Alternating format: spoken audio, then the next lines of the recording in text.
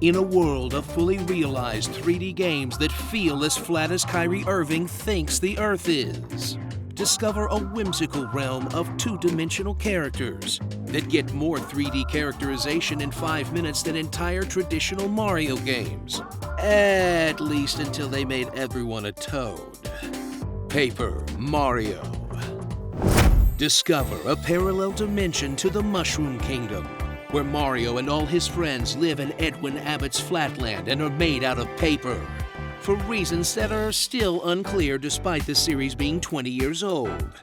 And instead of vanquishing Bowser repeatedly through his incredible hops and the sheer power of his ass, Mario travels to exotic lands to do some puzzle solving, light RPG combat, and read a whole bunch of text in a series of spin-off games that seems far too weird to have existed as long as it has, and hinted at Nintendo's bizarre obsession with turning all their franchises into arts and crafts.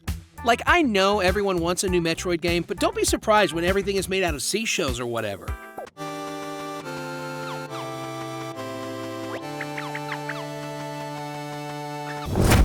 Experience the genuine role-playing roots of the Paper Mario franchise, as the original game carried on the legacy of Mario RPG, with a long adventure full of original characters and charming humor, simple leveling and equipment systems, and light minigames that keep combat from putting you to sleep, coupled with an art style that sets it apart from 95% of N64 games, in that it doesn't look like absolute garbage now. Just don't compare it to its immediate sequel, The Thousand Year Door, which took the original's formula to its logical extreme, with new paper-based abilities that extend your capacity for exploration by subjecting Mario to various levels of body horror, and a level of writing and polish that make it arguably one of the best Mario games ever made, as long as you're willing to have some really stupid arguments.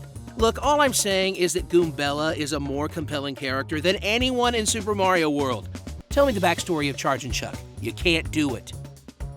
Find out firsthand how Paper Mario went off the rails with Super Paper Mario, the third game in the series, where Nintendo decided the previous games were too safe and good, and decided to go experimental instead, turning the game into a bizarre blend of RPG and platformer, where leveling up just makes you better at jumping on guys, and most of the gameplay is about flipping between 2D and 3D versions of the world to solve perspective puzzles, a mechanic that's pretty good on paper, that you'll absolutely get tired of halfway through the game, as Super Paper Mario stays true to the writing and creativity that made the franchise what it was, while still giving you a glimpse at the dark path the series was about to go down, as each sequel began to have less and less to do with what made the original games fun, in a phenomena experts refer to as the Matrix Effect. Why, Miss Mario? Why do you persist?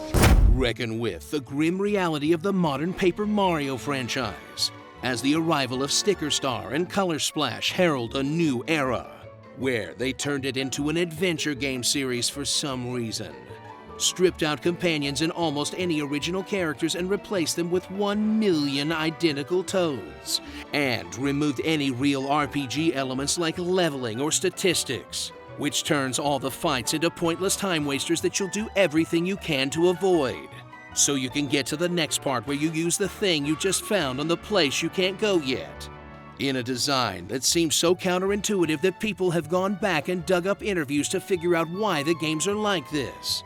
And that had people losing their minds with excitement when they saw the partners coming back in Origami King, only to have their hopes dashed when they found out that it's pretty much the same thing as the last two games.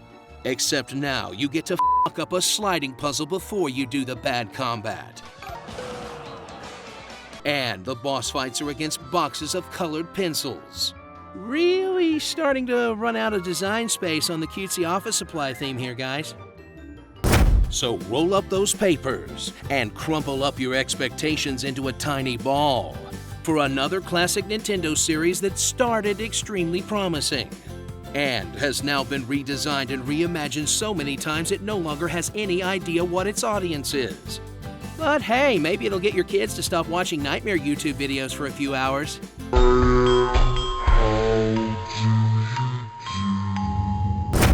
Starring Supermodel Mario, Thin Mint, Twiggy, Blue Eyes, Paper Dragon, Psilocybin, Heroes on the Half Shell, Explosive Personality, All in That Booty, Way, way too many toads, and 1 trillion bad puns.